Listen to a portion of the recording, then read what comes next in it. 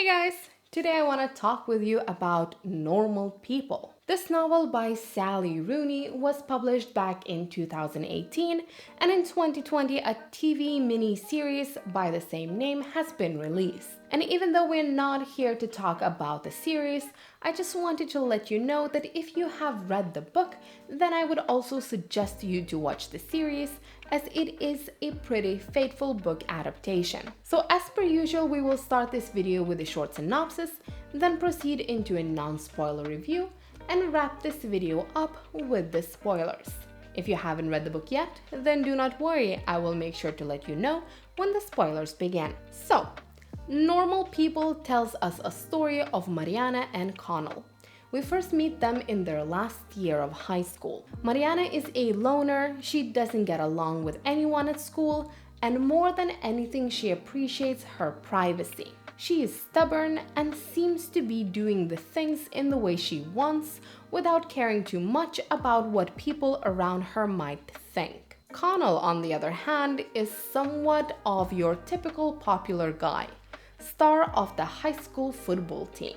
He tends to be surrounded by people, liked by people, and quite preoccupied with how others perceive him. As you can imagine, these two polar opposites do not really run in the same circles. However, Connell's mom does work as a housekeeper for Mariana's family, which means that occasionally Connell and Mariana are being put in the position where they do actually hang out together. And during these little hangout sessions, Connell and Mariana notice that they are actually much more alike than it seems from the first glance.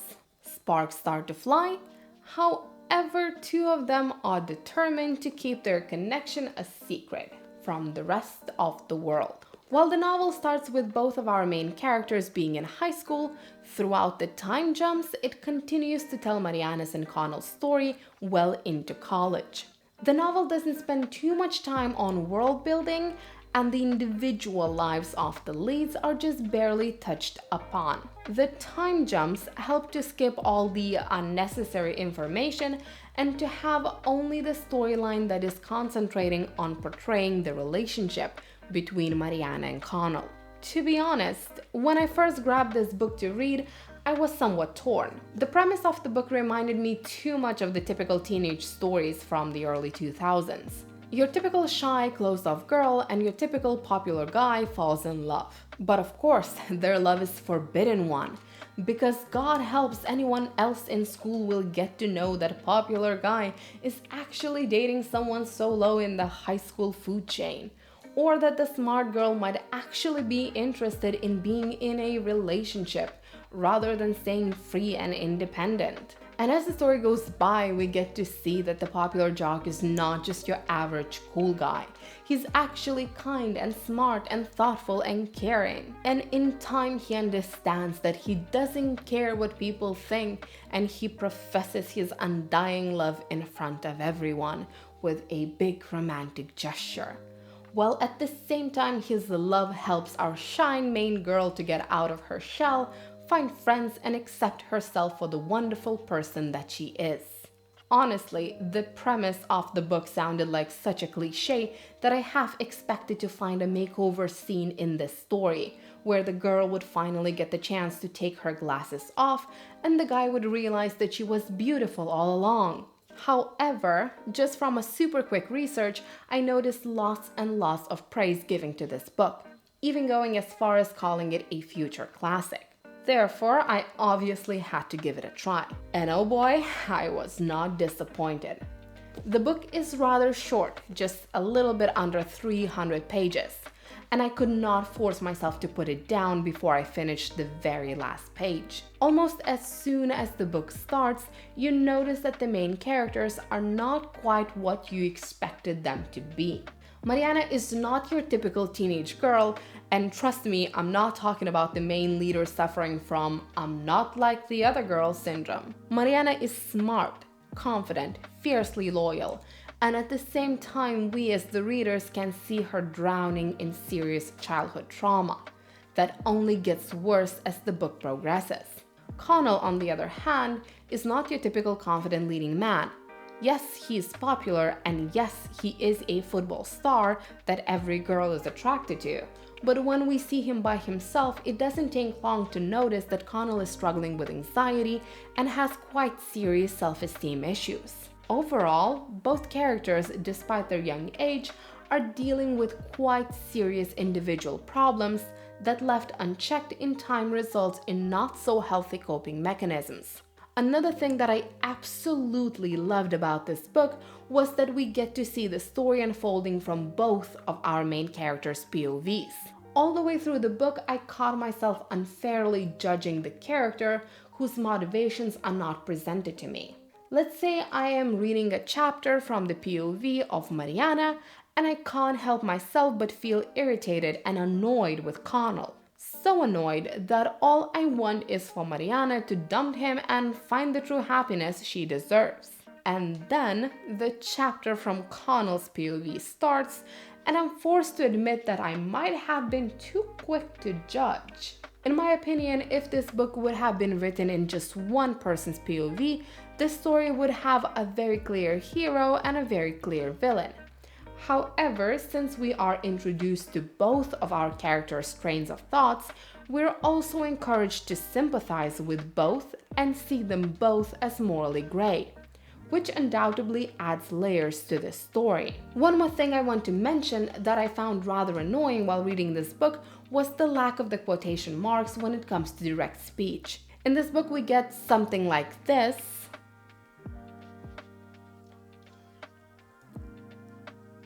instead of something like this.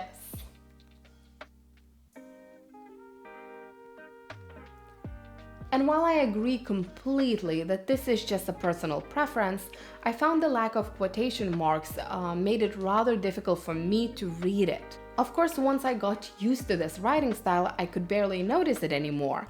But as for the beginning of the book, I caught myself not once and not twice rereading some of the sentences just to make sure whether what I'm reading right now is direct speech or not. Lastly, I have to admit that while I think that the novel is overall great, it wasn't an emotionally easy read for me. It made me sad and uneasy and pushed me into an emotional state where I needed to find a pick-me-up book as soon as I was done with this one. Anyhow, let's dive deeper into the characters and their actions and motivations.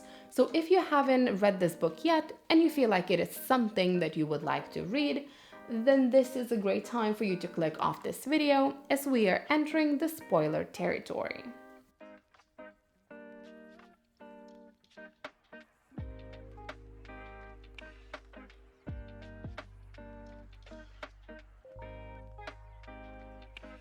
So let's talk about the roller coaster of a relationship between Connell and Mariana. As a grown-up reading this book, I right away wanted to shake this girl for being insecure and letting Connell walk all over her. From the very beginning, while they were in high school, just starting their relationship, I kept on thinking that Mariana deserves better. Yes, maybe she is not the most optimistic or easygoing person, but she is fiercely loyal and she most definitely doesn't deserve to be treated like someone inferior. She doesn't need to be constantly reminded that Connell is ashamed of her. We see Mariana put everything on the line, open up, initiate the relationship, move that relationship along, always being so sure of what she wants. And then we have Connell not even being able to admit that he likes her. And why? Because he is worried about what his friends will think about it. Now that's just a massive red flag. But then I tried to calm down and stop judging stupid teenage boy for behaving like a stupid teenage boy. Now, as the time went by and we got to see them growing up, leaving for university, I could not keep on justifying Connell by thinking that his behavior is just something he will grow out of. And throughout the story, while neither one of them is truly right or truly wrong, I found myself more often than not siding with Mariana, because she was the one who was always ready to fully commit. And while she didn't explicitly said so throughout the time they have known each other, she showed it with her actions. over and over again, while at the same time I found the actions of Connell to be confusing. Most of the things that he did could have always been interpreted two ways. Back in high school, he told her he loved her, and then he kept on hiding their relationship from anyone in his circle, going as far as inviting another girl to the dance, not even considering the possibility of coming clean and taking Mariana to the dance with him. Love her or not, she had to stay a secret. And then, even in the university, after they had been screwing around for months, after they basically lived together, after he tells her that she is his best friend, we get this scene in the party where he puts his hand around her waist and kisses her shoulder. And Mariana identifies that moment as the first time he touched her this way in public. First time. After knowing each other for years, after being physically involved for prolonged periods of time, after telling her that God must have created her especially for him, he is still avoiding her in public and consequently is sending her very mixed messages. And I get that maybe Connell is just not very much into public displays of affection, but knowing how their relationship started and how he behaved as if he was ashamed of her, I couldn't help but feel that if he really wanted to date Mariana, he would try to send her clearer signals, be more open with her, not only when there are just the two of them, but when they are surrounded by others as well. He needed to show her that he is proud and happy to have her by his side. To be honest with you, I myself never really understood what Connell feels or wants. And that comes from someone who can actually once in a while read the story from his perspective. So I can only imagine how confused Mariana felt around him. I usually don't like reading about relationship problems that arise purely from the lack of communication. It usually feels like an easy way for an author to create unnecessary drama. But this time, it actually felt realistic, especially when we are talking about the breakup due to Connell losing his job and having to leave for the summer. That situation played perfectly into both of their insecurities. Of course, if he would have just openly told her that he wants to be with her and asked her to move in with her for the summer, there's no way Mariana would have not agreed, as Connell was always the most important person in her life. However, it was shown over and over again that Connell just doesn't feel good enough or rich enough for Mariana.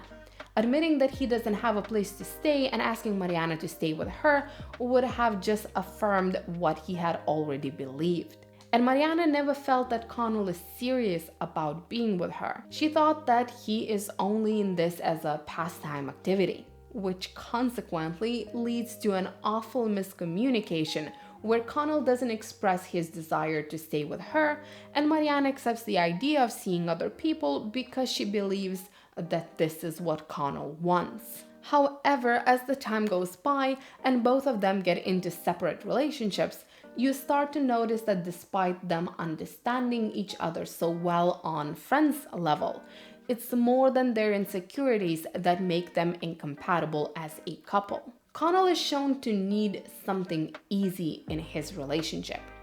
Something that will just make him happy without having to put much of an effort. That is shown so very well throughout his relationship with Helen. He loves being with Helen because it is easy, and more than that, him being with her makes him acceptable in the eyes of the friends and the families and the society as general. What he wants from the relationship is the stamp of approval, stamp of confirmation that he's a good man. Because if he wouldn't be a good man, he would not be able to date such a good woman as Helen. And while Connell has his own mental issues, such as self-esteem, anxiety, depression, as well as carrying trauma, such as being sexually assaulted by his teacher and feeling guilty for his friend's suicide, he still manages to somehow stay above the water and even ask for the professional help when he absolutely needs it. He has a support system that pushes him to get better. A thing that Mariana doesn't. We can see very clearly just how damaged she is through her relationships with men. We get Jamie, who eagerly agrees to choke her and beat her during sex, and who is, let's be honest, not most comforting person outside of the bedroom either. And then we have Lucas, who is all in on their game of both physical and emotional abuse. And even though we see Connell as a good guy, a definitely better guy than Jamie or Lucas, he still falls in the category of men who put Mariana down instead of lifting her up, at least until the end of the book. Now, I'm not shaming anyone for their kinks, but we are shown over and over again that Mariana doesn't get any sexual gratification for being completely submissive during sex. She does that because she sees it as a way to punish herself for being worthless. And maybe Mariana doesn't understand that yet herself, but she needs someone who actually tries to understand her.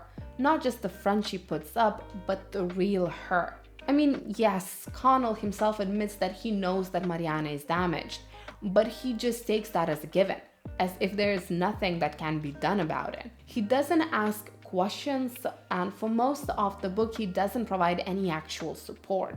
By growing up in a toxic environment, Mariana is psychologically vulnerable, and she needs someone whom she trusts to push her to work on herself and get professional help. Now, I'm not saying that Connell is a bad guy. He does feel sorry for Mariana for her having to go through her shitty family life, but at the same time, he keeps on putting himself and his interests first. Just look at the scene in Italy, where Mariana comes to him, visibly shaken up after an awful fight with her boyfriend. She finally tries to open up to Connell and tell him about the psychological abuse she suffers from, and the thing he thinks about is that if he would want, he could have sex with her right now. All he would have to do is ask, and she would oblige immediately. What makes this even worse is that Connell has a girlfriend at that time they were in Italy, and his concern about cheating is not really existent, because he knows that Mariana wouldn't tell anyone about them having sex. For the majority of the book, I couldn't shake off the feeling that Connell doesn't really like Mariana as a potential girlfriend that much. What he likes is the fact that Mariana is so dependent on him, so in love with him, that this love makes him feel better about himself. I think that more often than not, this book just made me question whether Mariana and Connell are actually it for one another. Are they star-crossed lovers who can't seem to find their way to one another because of their personal issues? Or are they just toxic and codependent? And I guess it's something completely open to interpretation. In my eyes, it's quite impossible to answer that question before both of them actually get professional help and learn how to cope with their individual issues in responsible ways. But that's just my opinion. What about yours?